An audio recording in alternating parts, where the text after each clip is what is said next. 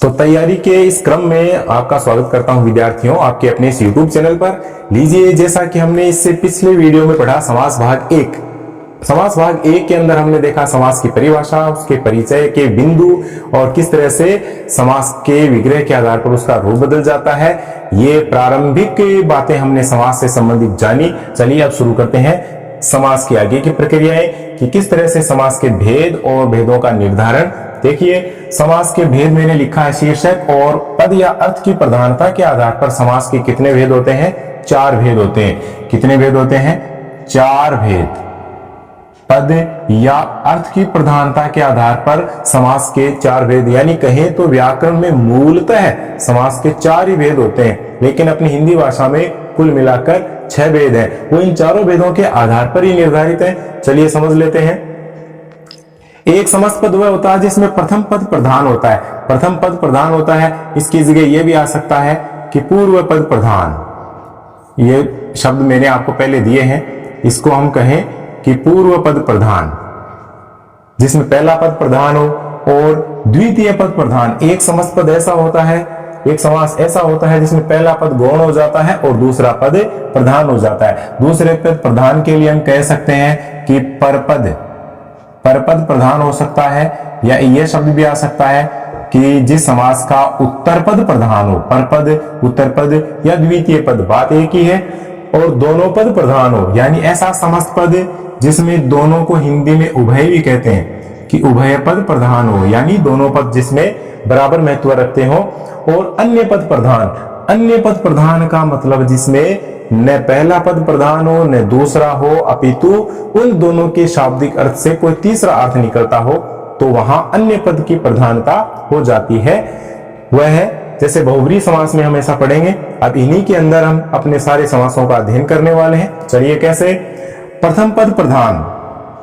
अब ये पद प्रधान क्या होता है? पद की प्रधानता को हम कैसे आंक सकते हैं, कैसे जान सकते हैं? इसके लिए सीधा सा है कि कोई शब्द हो, कोई सामासिक शब्द हो, और उसमें वाक्य में प्रयोग करने पर जो क्रिया बनती है, वह क्रिया पहले पद के आधार पर है या दूसरे पद के आधार पर अपना रूप बदल रही है, उसे ही हम प्रधान पद कहेंगे। वही पद उस समस्त पद में मुख्य माना जाएगा।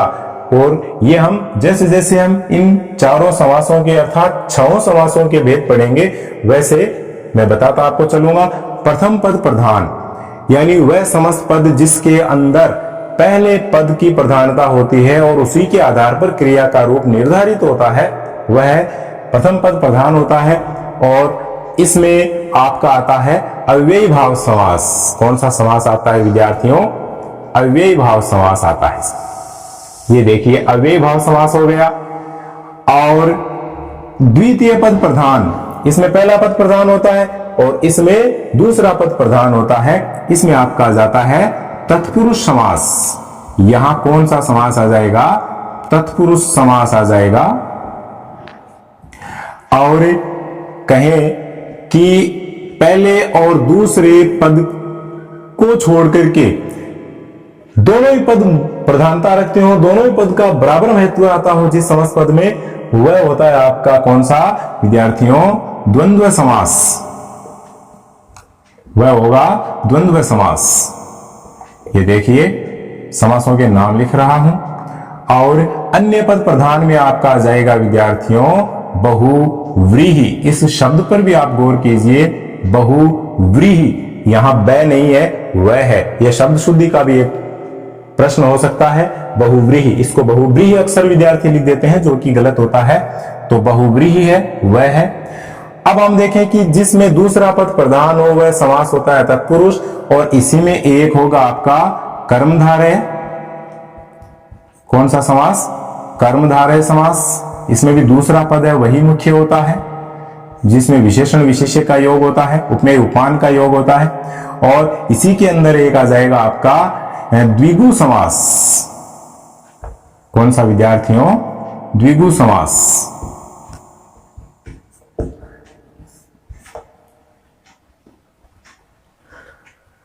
ये हो गए आपके कितने भेद?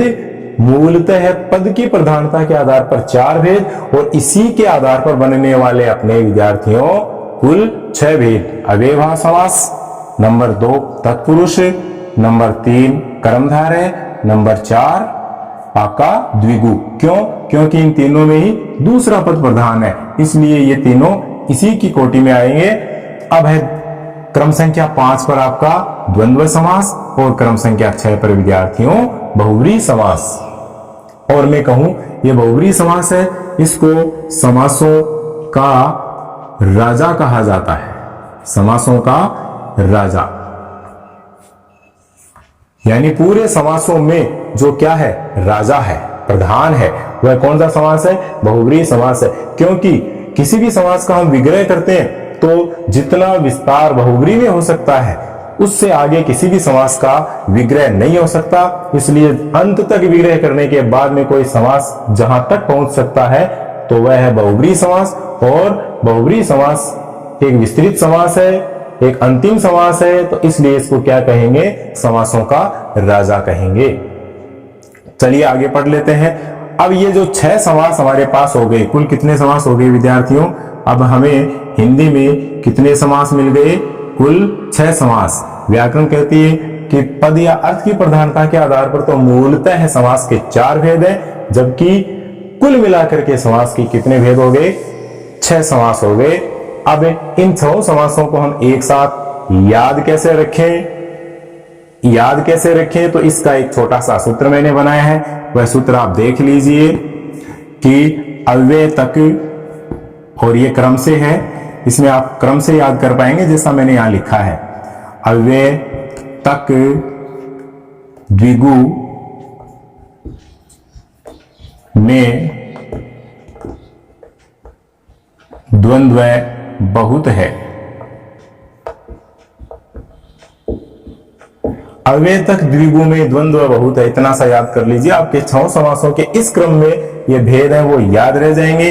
अव्यय का मतलब क्रम संख्या 1 अव्ययभाव समास, तक से मतलब आपका तत्पुरुष समास, और क्रम संख्या 3 पर कै से मतलब कर्मधारय समास। ये द्विगु आपका द्विगु समास, और ये द्वंद्व समास, और ये बहु से मतलब विद्यार्थियों इतना लीजिए आप, ये आ गया आपका बहुव्रीहि समास। तो अव्यय तक द्विगु में द्वंद्व बहुत है, इस सूत्र को याद रखने पर आपके समासों के सही सही भेद याद हो जाएंगे। कैसे याद हो जाएंगे? क्योंकि दूसरे पद प्रधान जिसमें है वे तीनों समास मैंने एक जगह रख दिए हैं, तक द्विगु, तो वो तीनों क्या है? पास पास है, 2 3 4 क्रम पर। इस तरह से याद करने पर आपकी कहीं कोई दिक्कत नहीं होगी और इसको आप पहचान भी पाएंगे, परिभाषा की भी आपको पूरी तरह से पहचान होगी। तो ये हो गए आपके समासों का परिचय। अब हम लेते हैं क्रम संख्या 1 पर, किसका अध्ययन करेंगे? अब हमारे अव्ययभाव समास का अध्ययन करेंगे। ये है अपना अव्ययभाव समास। क्रम संख्या 1 पर अव्ययभाव समास, जैसा कि नाम से स्पष्ट है कि ये अव्यय भाव, अव्यय का भाव देता है, मतलब इसमें अव्यय का प्रयोग होता है। अव्यय मतलब कोई उपसर्ग है, अव्यय है, इसका प्रयोग होता है, तो वहां अव्ययभाव समास होता है। अंग्रेजी में इसको एडवर्बियल कंपाउंड कहते हैं। एडवर्ब यानी क्रिया विशेषण, क्योंकि यह समास पद किसी वाक्य में क्रिया विशेषण बनकर के प्रयुक्त होता है, क्रिया विशेषण की तरह प्रयुक्त होता है। तो यह क्रिया विशेषण क्या कहलाता है? अव्ययभाव समास। देखिए इसमें कौन कौन सी विशेष बातें इसकी परिभाषा बनाती है कि प्रथम पद अव्यय यानी उपसर्ग तथा दूसरा पद संज्ञा या कोई विशेषण शब्द हो। जिस समस्त पद में पहला पद अव्यय हो, उपसर्ग हो तथा दूसरा पद कोई संज्ञा या विशेषण शब्द हो तो वहां पर अव्ययभाव समास होता है। देखिए कैसे, उदाहरण लेते हैं। जैसे एक शब्द है यथाशक्ति, यथाशक्ति। अब इसमें हम देखें तो 2 पद है विद्यार्थियों यथाशक्ति में। इस समस्त पद में है एक तो यथा और एक शक्ति। ये यथा क्या है आपका? ये यथा है एक अव्यय, ये यथा अव्यय है, और शक्ति क्या है विद्यार्थियों? शक्ति हो गया आपका संज्ञा। शक्ति शब्द क्या है? संज्ञा है। तो इस प्रकार से इस यथाशक्ति में क्या है? अव्ययभाव समास है, क्योंकि पहला पद इसमें अव्यय है और दूसरा पद संज्ञा है। और ऐसे ही हम देखें तो दूसरा उदाहरण इसका लें तो एक अत्यधिक शब्द है।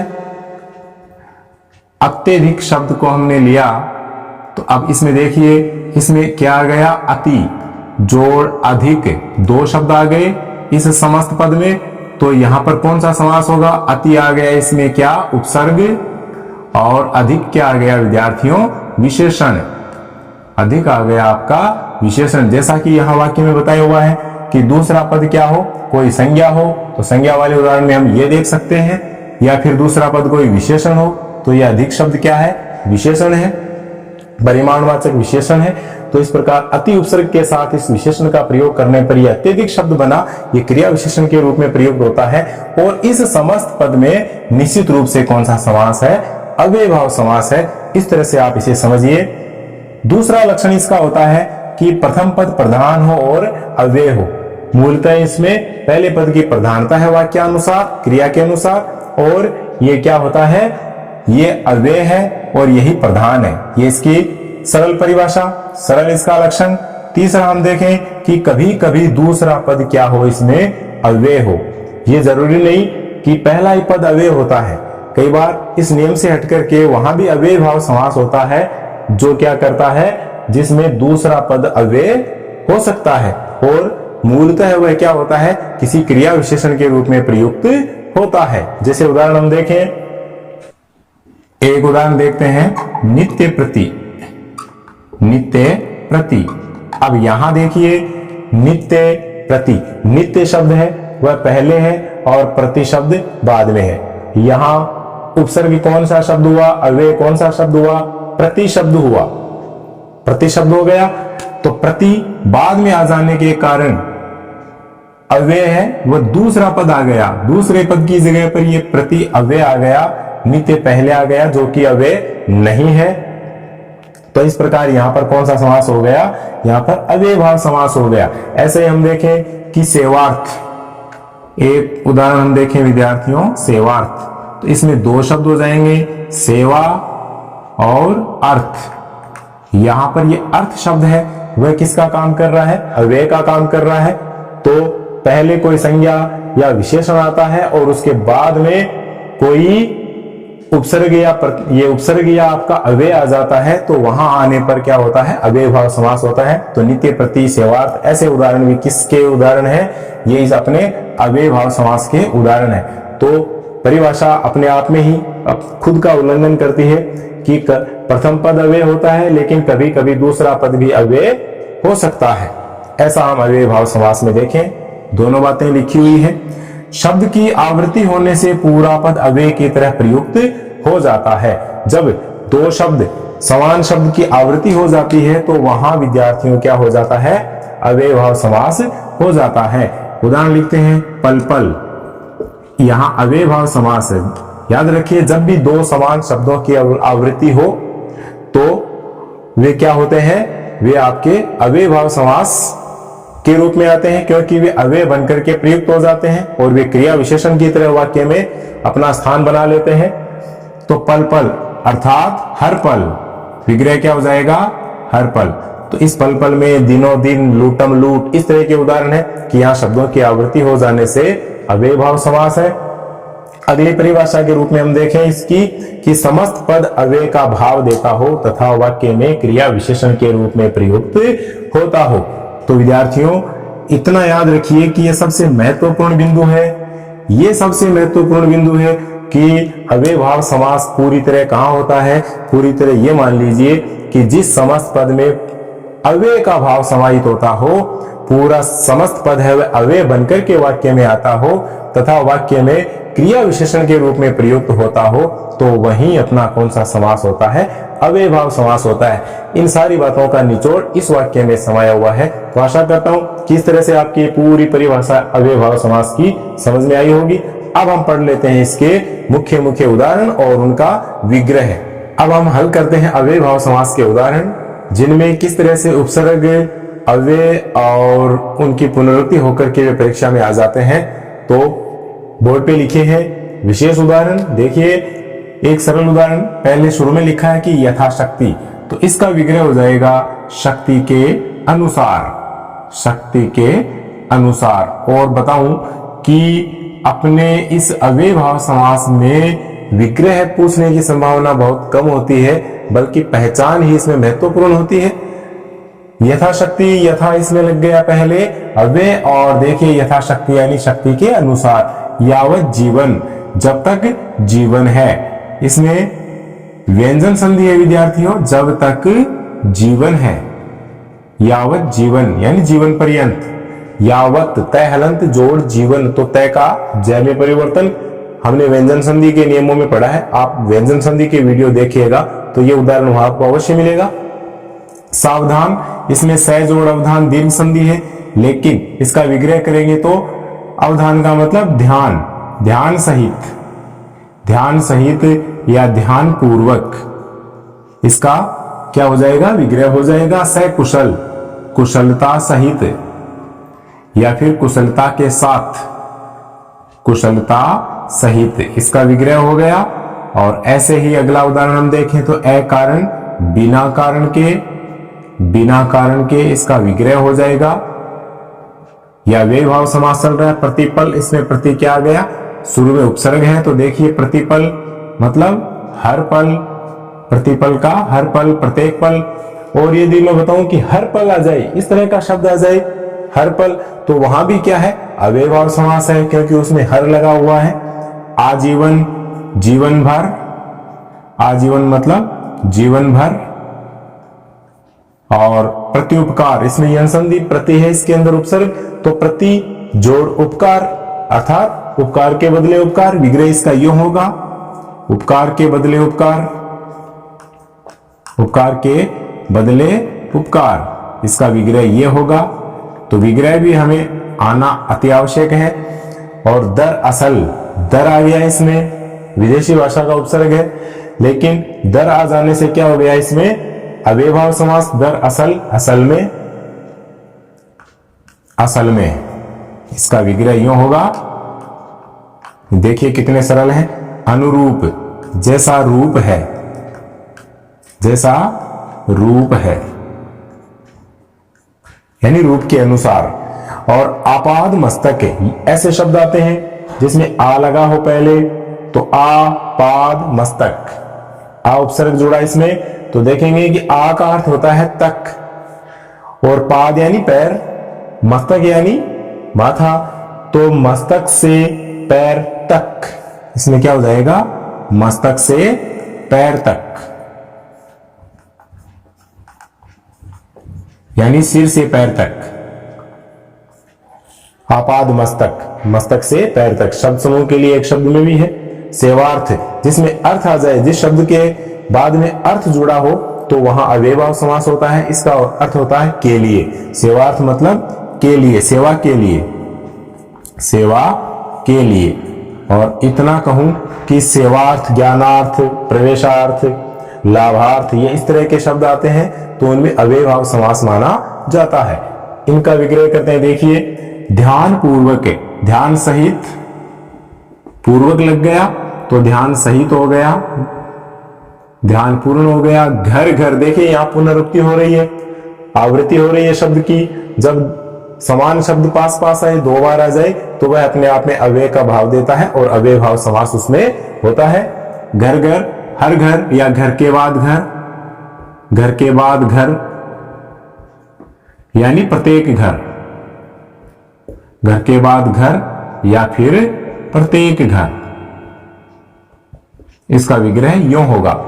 भागम भाग, भागने के बाद भागना, भागने के बाद भागना मतलब भागना ही भागना, इसका विग्रह होगा। लूटम लूट, लूट के बाद लूट यानी लगातार लूट, लूट के बाद लूट, लूट के बाद लूट। और कुछ न कुछ, कुछ में से कुछ, कुछ न कुछ का विग्रह हो जाएगा कुछ में से कुछ, यानी कुछ तो जरूर। एक एक, एक एक, एक के बाद एक या हर एक, तो एक के बाद एक, एक के बाद एक, इसका विग्रह होगा।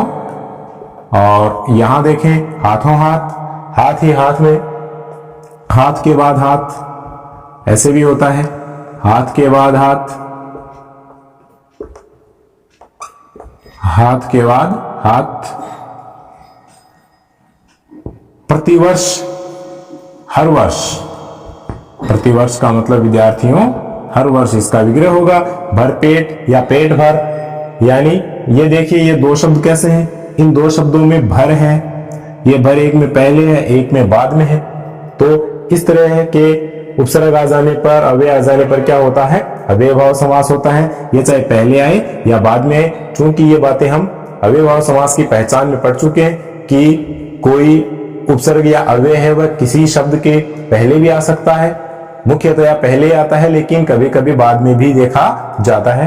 देखिए ये रहा दिन भर, भरपेट, भरपेट का हो जाएगा पेट भरकर, पेट भरकर। और यहां देखिए दिन भर, पूरे दिन, पूरे दिन या दिन पर्यंत, पूरे दिन तक, क्या इस तरह से इसमें अव्ययभाव समास होते हैं। तो इस तरह की ये उदाहरण है, ये परीक्षा में आ सकते हैं। ये तो मैंने इसलिए दिए हैं कि जैसे यहां हमने दिया सेवार्थ, तो इससे मिलता जुलता कोई दूसरा है ज्ञानार्थ, प्रवेशार्थ, तो वहां आप इसके आधार पर उसको पहचान लेंगे कि ये अव्ययभाव समास है। और ऐसे ही जैसे दिन भर, भरपेट, इस तरह से आ गया, प्रत्यय वाला आ गया, इस तरह से मिले हुए शब्द आ गए, पुनरुक्ति वाले, आवृत्ति वाले शब्द आ गए, तो उसके आधार पर आप क्या करेंगे, इसको पहचान पाएंगे कि यहाँ पर अव्ययभाव समास है। पुनरुक्ति है जैसे जिसमें पूर्वक लगा हो, ध्यान पूर्वक, कुशलता पूर्वक, कुशल पूर्वक, तो इसमें क्या होगा, अव्ययभाव समास होगा। यथा आ जाता है, यावत आ जाता है, स उपसर्ग जिसमें आ जाता है, और ए आ जाता है, प्रति आ जाता है, आ जाता है, तो वहां पर क्या होता है विद्यार्थियों, वहां पर आपका अव्ययभाव समास होता है। तो इस तरह से इन उदाहरणों के आधार पर हम अव्ययभाव समास को पहचान पाएंगे। आशा करता हूं अगले वीडियो में हम अगला समास पढ़ने वाले हैं, तत्पुरुष समास। ये आपको पसंद आया है तो जरूर आप अपने साथियों को शेयर कीजिएगा और साथ ही इसका अध्ययन बड़ी तल्लीनता से कीजिएगा, क्योंकि आप इसको पढ़ पाएंगे, इससे सीख पाएंगे तो मैं अपनी मेहनत को सफल मानूंगा। जय हिंद।